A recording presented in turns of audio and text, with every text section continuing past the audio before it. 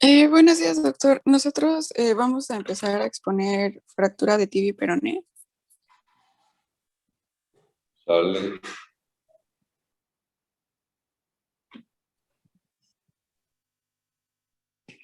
Doctor, disculpe la molestia. En el séptimo D, a las 9 en punto vamos a tener examen. No sé si nos podría dar chance de salirnos 5 o 3 minutos antes de la clase para que podamos conectarnos con nuestro docente para el examen. Claro, Muchas gracias. claro.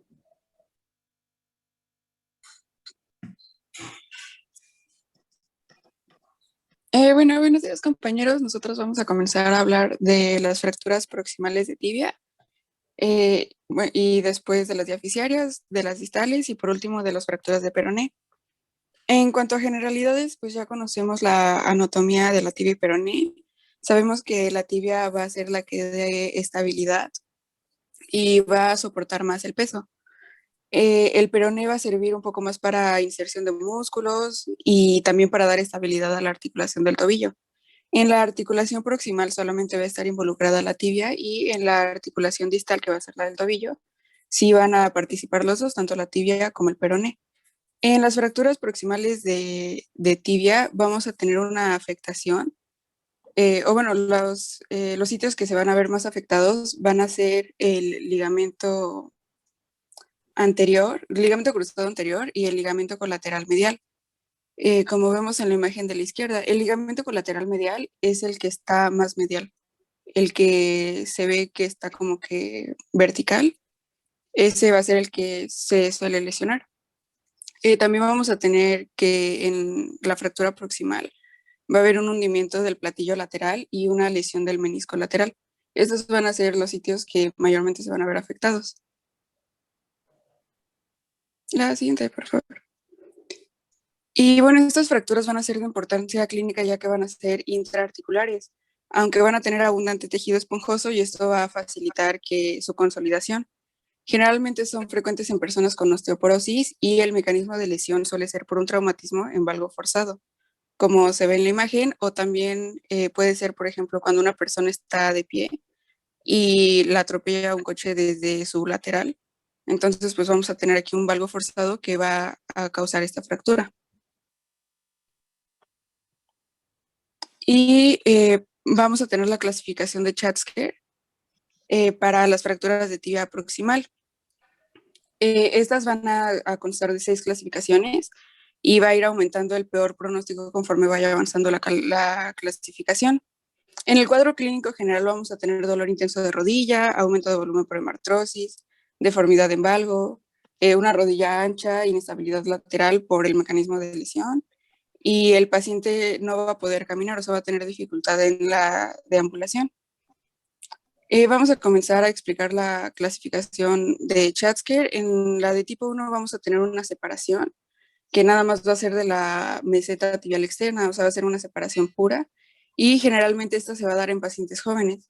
En cambio, en la tipo 2 vamos a tener la separación de la meseta tibial externa, pero también vamos a tener un hundimiento. Esto se da con mayor frecuencia en pacientes mayores de 40 años que puedan tener algún grado de osteoporosis y por eso mayor fragilidad o menor calidad ósea que va a provocar este hundimiento. En la tipo 3 vamos a tener una depresión central y si se dan cuenta solamente tenemos la depresión, o sea, va a ser una depresión pura de meseta tibial externa.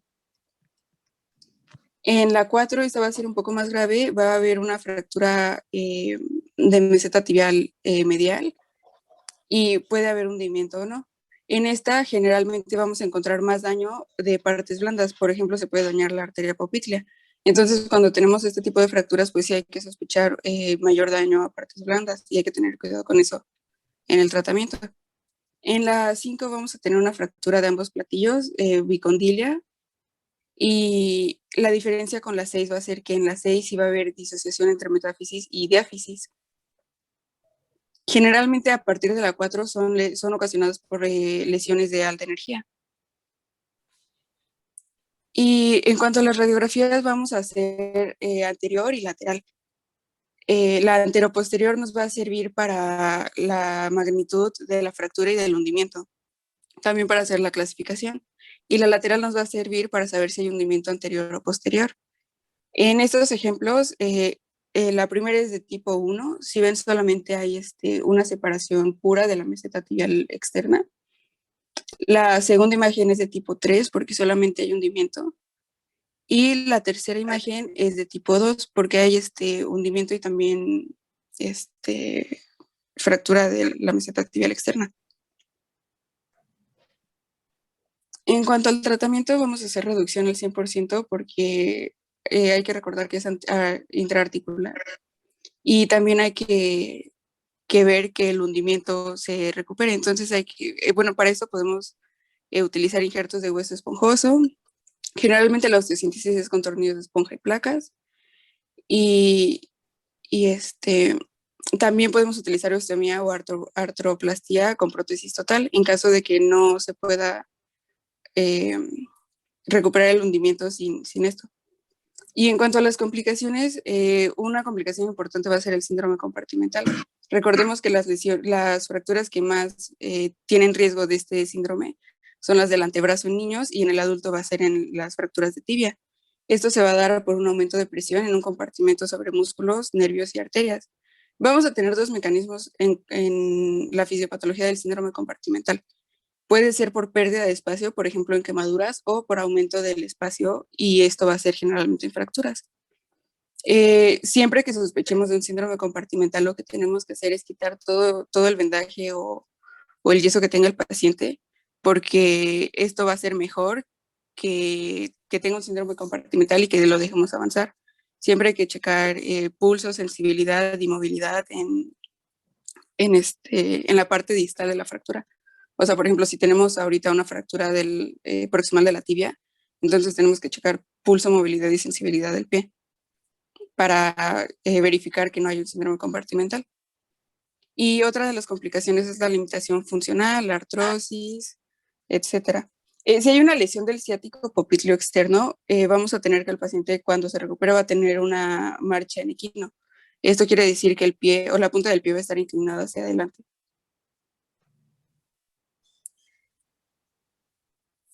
Buenos días. A continuación vamos a hablar sobre las fracturas diafisiarias de la tibia. ¿Le puede ser la siguiente? Como ya mencioné... A ver, sobre el síndrome comportamental hay que tener mucho cuidado porque puede llegarse hasta la amputación. Recuerden que en el hueco popliteo no hay muchos tejidos blandos. Por tanto, se presiona fácilmente la arteria y puede llegar a hacerse un tapón completo y que haya una necrosis de toda la extremidad. Entonces hay que estar muy pendientes de este síndrome. Acuérdense que obviamente si se comprime la arteria, recuerden que el otro día estuvimos viendo dónde estaba la arteria pedia, pues siempre hay que estar muy pendientes del pulso de la arteria pedia para saber si está funcionando la poplitea.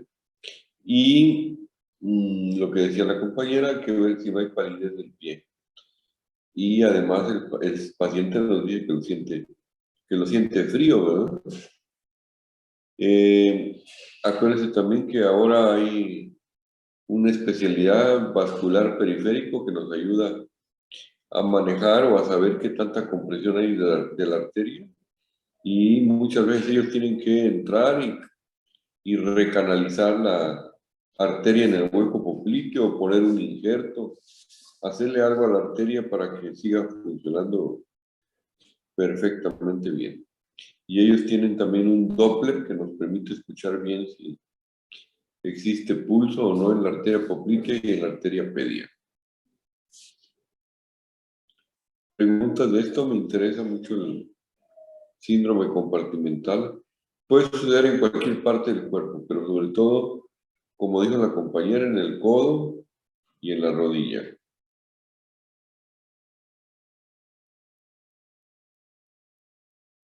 ¿Alguna pregunta? No. Muy bien. Adelante. Vamos a comenzar hablando de lo que es la tibia. Bueno, para empezar, tenemos que en la pierna vamos a tener dos huesos importantes. Uno que va a ser de mayor tamaño, que va a ser la tibia, y la vamos a encontrar medialmente. Otro va a ser de menor tamaño, que es el peroné, y la vamos a tener lateralmente. La tibia va a transmitir la mayoría de las fuerzas y su fractura va a ser la más importante. Tiene forma triangular y está constituida del hueso cortical. Su consolidación va a ser más lenta a diferencia del peroné. Antes de que me olvide, fíjense bien en esta imagen cómo el peroné no forma parte de la rodilla. Vean que el peroné no llega hasta la rodilla, está un poquito más abajo de la superficie articular de la rodilla. Entonces realmente la rodilla, fémur, tibia y rótula.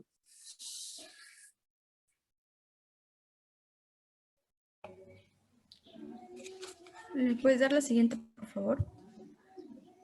En las fracturas diaficiarias, la superficie anteromedial solamente va a estar recubierta por la piel, tejido celular subcutáneo, periósteo o espinilla, que estas van a ser las más expuestas a sufrir lesiones tanto por mecanismos directos o indirectos, aunque se asocian frecuentemente a traumatismos de alta energía, siendo los accidentes de tráfico y los atropellos las etiologías más comunes. Aunque también pues se han dado casos en donde hay fracturas con traumatismos de baja energía, como la fractura de los primeros pasos en el ámbito infantil. Esto afecta predominantemente a los varones jóvenes. La siguiente, por favor. Bueno, aquí vamos a hablar un poquito sobre la diáfisis o cuerpo de lo que es la tibia. Esta va a ser relativamente vertical dentro de la pierna, es de sección transversa triangular, su cara anteromedial es subcutánea y superficial. En el extremo superior del borde anterior vamos a encontrar una amplia y oblongada tuberosidad tibial que va a proporcionar inserción distal para el tendón rotiliano. Su cara lateral va a ser cóncava en su parte superior para hacerse convexa en la cara inferior, en la parte inferior, perdón, en tanto que la cara posterior va a estar atravesada por una saliente filosa que va a transcurrir de arriba hacia abajo y de lateral a medial. Es la línea para el soleo que le va a dar inserción al músculo del soleo. En el borde anterior, esta vamos a encontrarla con una forma de S itálica, está muy expuesta a traumatismos debido a su ubicación, y el borde medial va a ser un poco marcado hacia arriba y más saliente hacia abajo. En el borde lateral vamos a encontrar también, en el borde lateral, también llamado borde interioso, va a dar lugar a la inserción de la membrana interiosa. La siguiente, por favor. En las fracturas diaficiarias vamos a ver que estas van a ser con mucho más frecuencias expuestas, los tipos de trazo van a ser diversos y pueden acompañarse de fracturas del peroné, y los trazos sin desplazamiento van a ser raros en el adulto. La siguiente, por favor. El cuadro clínico en las fracturas completas y desplazadas principalmente se va a caracterizar de dolor intenso, equimosis, incapacidad funcional, flictenas serosas o seromáticas, crepitación ósea, deformidad regional muy visible por falta de músculos y tumefacción importante en las partes blandas. Aquí vamos a tener una radiografía de miembro inferior derecho en proyección anteroposterior con fractura diaficiaria de la tibia, es incompleta, de trazo oblicuo, no desplazada y no cabalgada. En lo que es el tratamiento, aquí debe intentarse la reducción al 100% de esta región, ya que esto va a asegurar un tiempo de menor consolidación y menor posibilidades de lesiones de las articulaciones vecinas, como la rodilla y el tobillo. El tratamiento conservador solo se va a utilizar en aquellas fracturas que no van a estar desplazadas o en las que vamos a creer que se puede hacer una reducción. La vamos a mantener principalmente con una bota larga de yeso.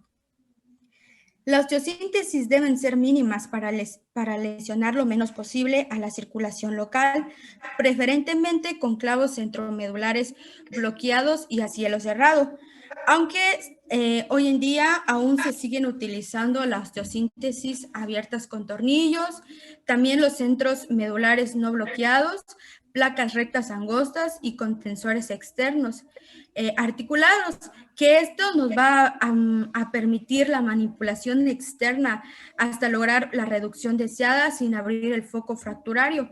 Y que esta va a tener una ventaja de que si nuestro paciente va a estar en urgencia, se le puede hacer anestesia. Y es importante no olvidar el tratamiento funcional de las fracturas propuesta por Sarmiento, ya que actualmente podemos conseguir inmovilizadores externos prefabricados.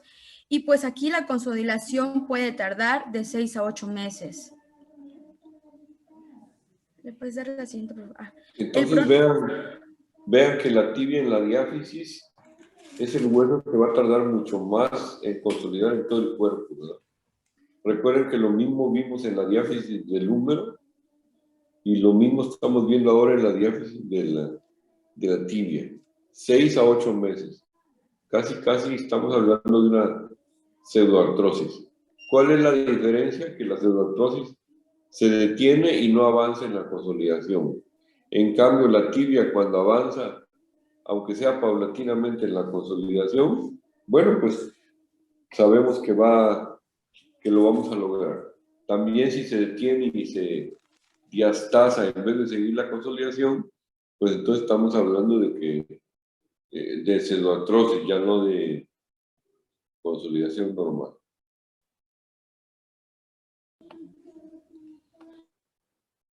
¿Le puedes dar la siguiente, por favor?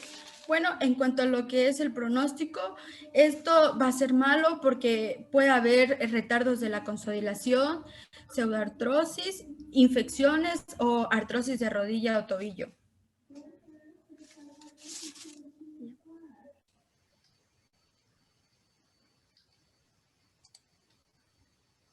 Bueno, ahora vamos a hablar sobre las fracturas del tercio distal de la tibia.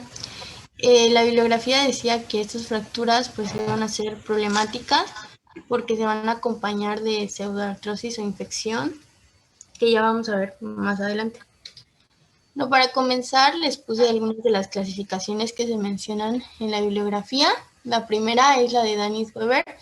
Esta es la más usada porque pues, esta no es de tibia. Esta es de peroné. Bueno, esos venían en la bibliografía. Pero pues hay otras, si quiere. La paso si quiere. O si no, No, al ratito que hable de peroné. No estoy diciendo que esté mal. En peroné viene incluida.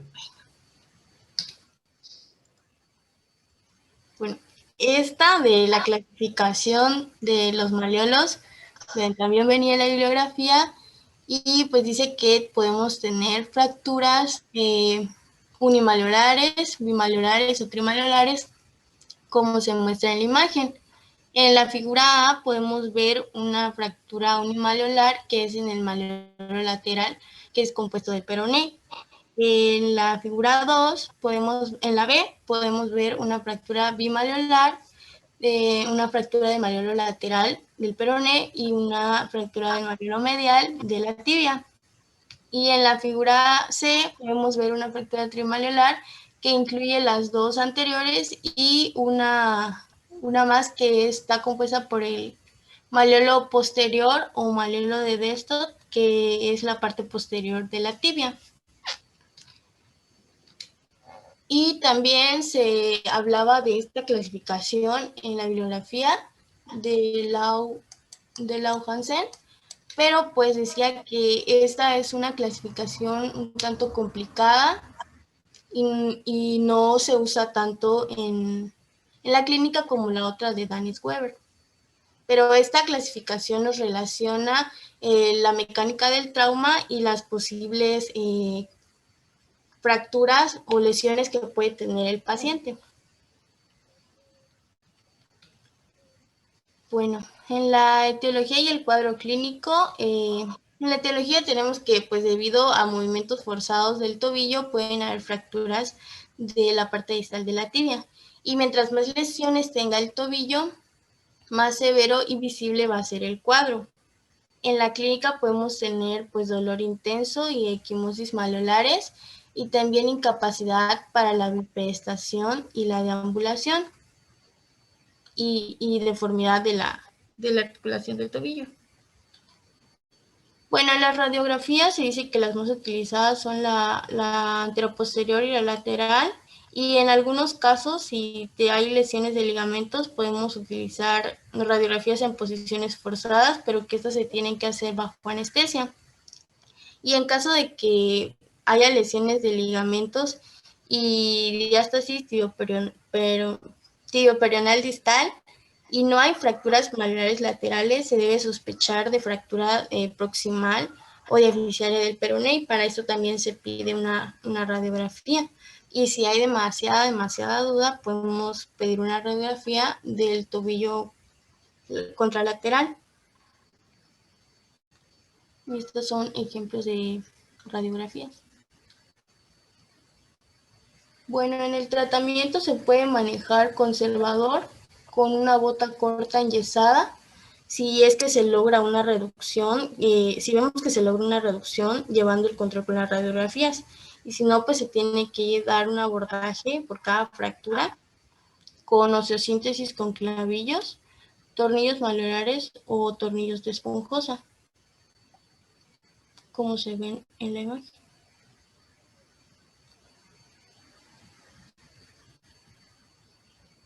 Y bueno, en las complicaciones, como ya... Entonces, a ver la anterior. Vean que en esta imagen hay una fractura de tibia y una de peroné. Uh-huh. Y cada hueso se maneja con su osteosíntesis.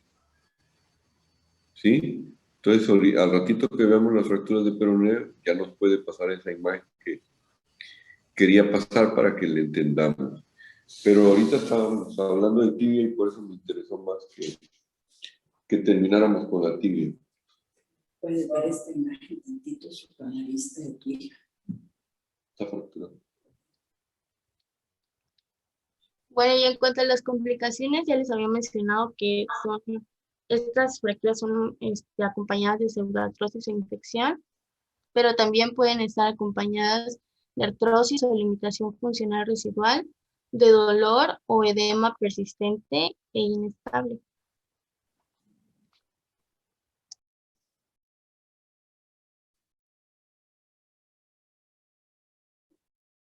Según te la llevaron al hospital regional porque no tienen seguro.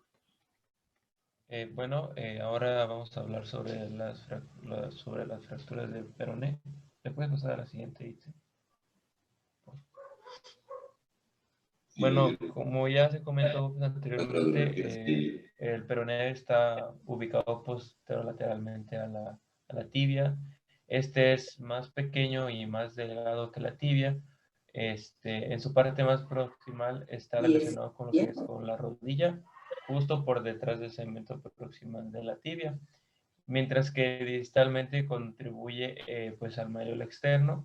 Por lo tanto, las fracturas más comunes del peroné son las del malleolo externo o lateral a nivel del tobillo. Va a tener incapacidad de meses. Y guarda relación con la tibia a través de la sindesmosis.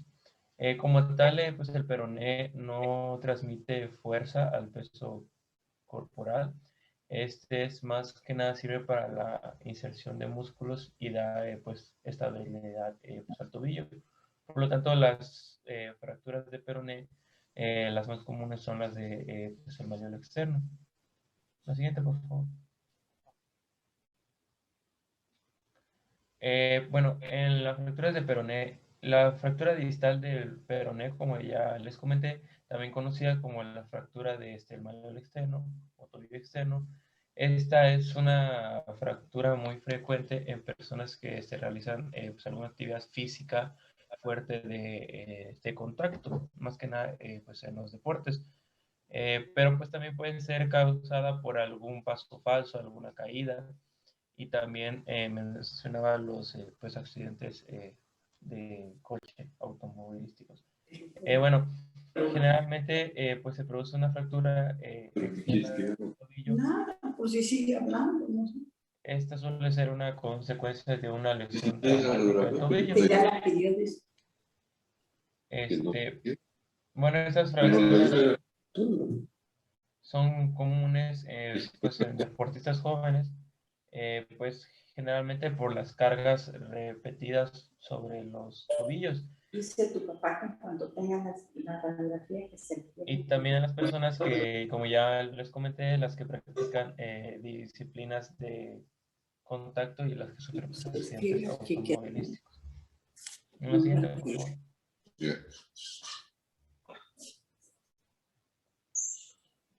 Bueno, ¿cuál es la clasificación de las fracturas de peroné? Estas se clasifican según el grado de la condición presente. Esas pueden ser de fisuras, incompletas, completas hasta múltiples, ¿no? Generalmente. Pero siendo más específicos, las que son las distales de peroné se clasifican por lo que ya nos comentaba Itze, la clasificación de Dennis Weber, que esta se va a clasificar según la apariencia en la radiografía. La siguiente, por favor. Bueno, esta es la clasificación que se usa para las fracturas de peroné, en donde tenemos tres tipos de fracturas, la tipo A, la tipo B y la tipo C. La tipo A, esta generalmente pues afectan pues al hueso, pero únicamente por debajo de la articulación. Estos tipos de fracturas son generalmente estables y no componen al ligamento deltoideo. Su curación generalmente pues es conservador, ahora sí que pues el seguimiento es conservador y es el mecanismo por el cual es por una inversión pues en la fractura, la que está causando. Ahí la pueden pues, apreciar bien en la imagen, en donde está ocurriendo ese tipo de fractura. La fractura de tipo B, estas como tal son las que pues ocurren a nivel de la articulación, ¿no? Y estas no van a pues a comprometer o no a la sindesmosis. Esta como tal, el ligamento del deltoideo, aquí sí puede verse afectado, por lo cual puede evidenciarse una inestabilidad articular. Estas generalmente, las tipo B, también pueden afectar al malleolo interno. Estas generalmente son inestables y pues en dado caso requieren cirugía para su curación. Las tipo B, pues el mecanismo por el cual pues ocurren es por eversión. Por eso sí es el nombre transindesmal. Bueno, y las fracturas de tipo C son como tal las que ocurren por encima de la articulación. Pues en sí las tipo A es por debajo de la articulación, la tipo B es a nivel de la articulación y la tipo C por arriba de la articulación, ¿no? Estas como las tipo B igual van a comprometer a las sindesmosis y los demás tipos de ligamentos. Estas como tal ya hay una inestabilidad articular, por lo tanto se requiere una pues atención pues quirúrgica. Como tal, pues el mecanismo es por una aducción y rotación por la que estas pues ocurren. Bueno, en tanto el tratamiento será pues ortopédico o pues, o quirúrgico, depende del tipo de la lesión. Pues a diferencia de las fracturas de tipo A, pues esta más que nada pues el abordaje es conservador, y las tipo B y tipo C, especialmente la tipo C, esa sí requiere pues atención pues quirúrgica, y la tipo B es en dado caso de que sea pues inestable, si quiere atención pues quirúrgica. Bien, no le cambie, por favor. Entonces, aquí estamos hablando de que todo depende de la sindesmosis. Pero quisiera que me dijeran qué cosa es eso de sindesmosis. para que lo entendamos, porque no hemos hablado de eso. La sindesmosis es pues la articulación que tiene el tipo de peroné. El peroné es una articulación fibrosa que une a los huesos que están como pues separados, como usted lo comentaba. Que es ¿Peroné con parte... quién? ¿Mande? ¿Peroné con quién? Con la tibia están unidos por, bueno, las sindesmosis son articulaciones que unen dos huesos a través de ligamentos o membranas interóseas. Muy bien. Muy bien. Entonces, la tibia con el peroné. Muy bien. Diferente que la tibia y el peroné con el astraga. ¿Sí? Mientras esta es una anfiartrosis, la de tibia, peroné y astrágalo es una diartrosis. Están juntitas, pero son diferentes.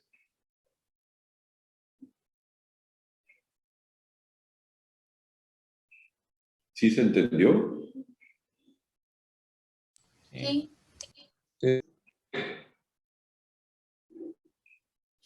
Adelante.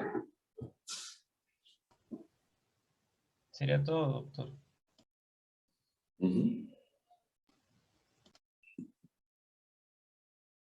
¿Qué más hay por ahí? ¿Ya nada?